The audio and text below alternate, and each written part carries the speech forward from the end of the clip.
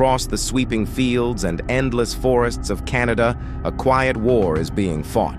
Not against wolves or storms, but against a growing force of invaders, coyotes and wild boars. They move silently through the night, leaving trails of destruction in their wake. For farmers across the country, this isn't a story from the wilderness. It's the struggle unfolding just beyond their doorsteps.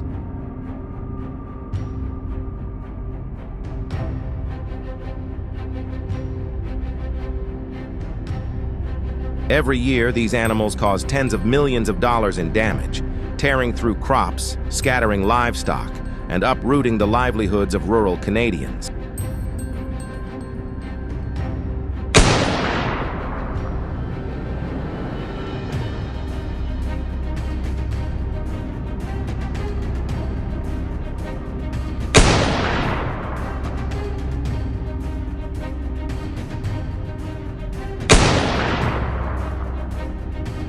Coyotes, cunning, fast, and fiercely adaptable, hunt in small packs, slipping through fences under the cover of darkness.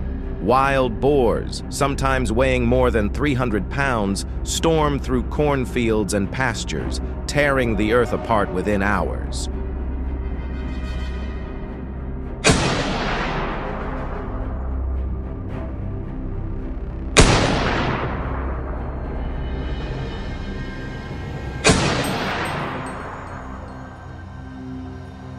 But across rural Canada, farmers and hunters are fighting back.